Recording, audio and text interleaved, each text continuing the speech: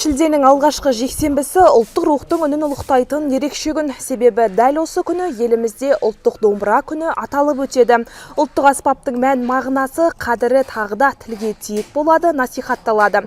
Ал сол қасиетті домбыраны қолымен жасап, оны күмбірлейтін қалыпқа келтіретін шебердің еңбегі көпшілікке көріне бермейді. Аспапты жасаудың қыр-сырына қанықсақ деп шеберханаға бардық. Көрерменнің көзіне көбіне сахнадағы домбырашы ғана түседі. Ал сол күмбірлеген үннің артында ағашқа жан бітіретін шебердің еңбегі жатыр. Бір қарағанда қарапайым ғана көрінетін ұлттық аспаптың әр бөлігі дәлдік пен төзімділікті талап етеді. Қос ішегіне қазақтың өткені мен бүгінін өрген қара домбыраны қолдан жасауды Дастан Дәуменұлының отбасы 30 жылдан бері кәсіп етіп келеді. Оның бұл іске деген қызығушылығы мектеп қабырғасынан ақ басталған. Бүгінде сүйікті кәсібіне 2 ұлын баулып, ұлттық өнердің сабақтастығын сақтауға тырысады. Ауылда бір ағамыз болған, соған еріп, сонымен бірге бастап Шымкент қаласына келдік. Содан осы кәсіп қылып алып, осы домбыра жасауды. Buradan шеберхана үйдің алдында болғаннан кейін, ол бізбен бірге кіріп шығып жүргесін өздері қызығып, өздері қалай кіріп кетіп үйренгенде байқамай қалдық, шын айтқанда. Біреуін арнайы отырғызып үйреттім. Біреуі қызығушылық танытып, өзі мынаны былай істесем, мынаны істесем бола ма деп ағаштарды әртүрлі нәрселер жасап, солай үйреніп кетті екінші балам. Сол 2 балам да жасап жатыр домбыра.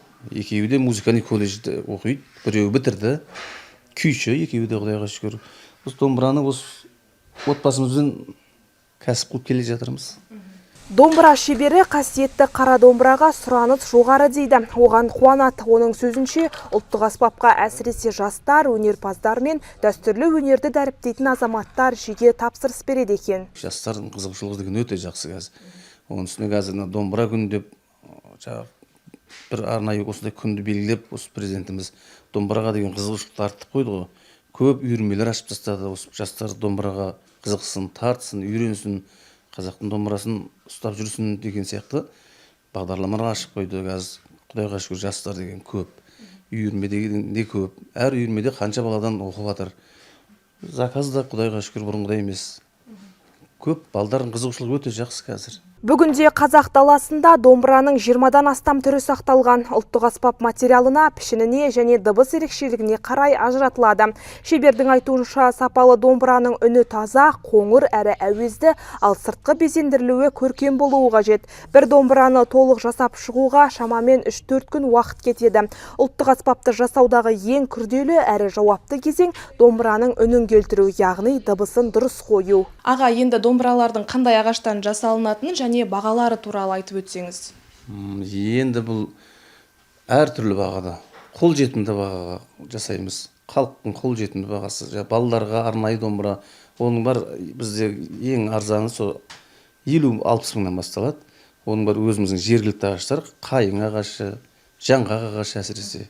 Солар сол 50-60-тан 100 мыңға дейін. Одан арман қарай енді концерттік сападағы жақсы сахналық домбыралар, мықты домбыралар, ол енді шетелден келетін ағаштарымыз бар. Қызыл ағаш бар. Мысалы үшін мынау қызыл ағаш. Мына мойындар бар, қара граб ағаштарынан. Бұның бар шетелден келетін ағаштар ғой. Мына палисандра деген ағаш. Мына мойындар қызыл ағаш. Мінекей ою-өрнек бар, сүйектен.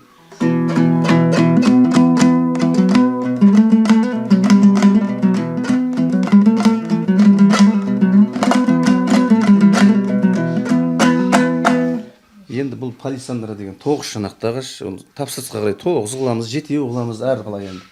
Мына тұрғаның бар бүйір ағаштар, бүйір қайың ағаштар, бұның бар Ресейден келеді. Домбыра жай ғана музыкалық аспап емес, сол ұлттың тарихы мен рухын бүгінге жеткізген асыл мұра. Ал сол мұраны келер ұрпаққа аманаттап жүрген шеберлердің еңбегі ерекше құрметке лайық. Нұрай Жылқыбай, Руслан Насиров, Олжас Құдайбергенов, Әділет телеарнасының жаңалықтар қызметі.